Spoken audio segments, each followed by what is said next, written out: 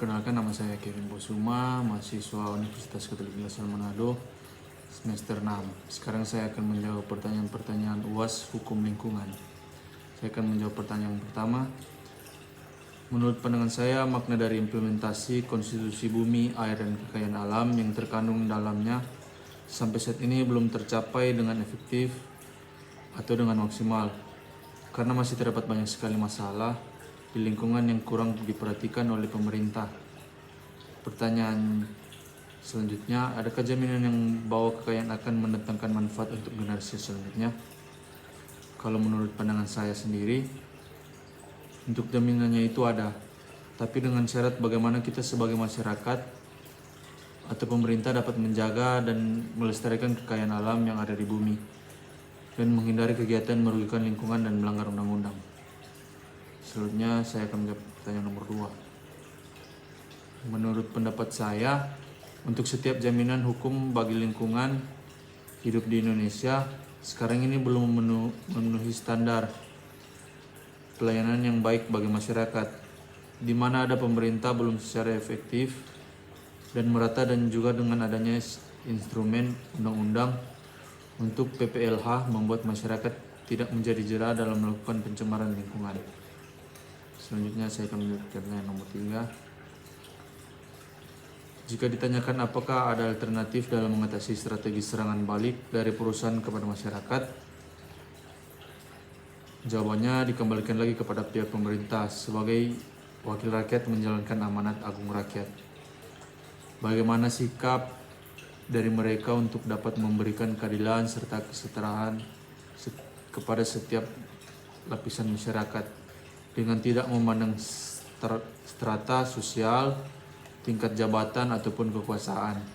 Karena apa yang dilaksanakan oleh pemerintah semuanya semata-mata harus untuk dan demi kemakmuran rakyat. Selanjutnya saya akan menjawab pertanyaan nomor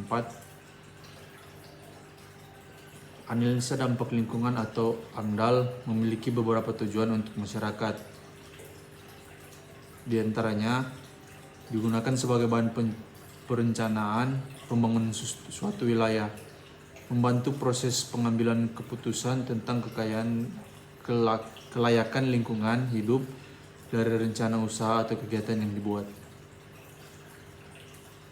Selanjutnya saya akan menjawab nomor 5. Prinsip tanggung jawab mutlak atau strict liability merupakan gagasan yang disampaikan dalam Undang-Undang Nomor 23 Tahun 2009 tentang perlindungan dan pengelolaan lingkungan hidup.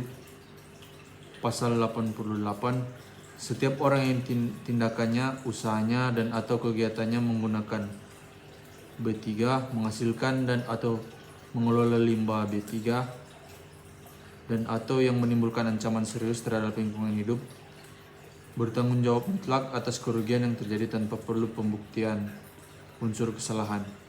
Di dalam penjelasan pasal 88, yang dimaksud dengan bertanggung jawab mutlak atau strict liability adalah unsur kesalahan tidak perlu dibuktikan oleh pihak penggugat sebagai dasar pembayaran ganti rugi. Ketentuan ayat ini merupakan lex specialis dalam gugatan tentang perbuatan melanggar hukum pada umumnya.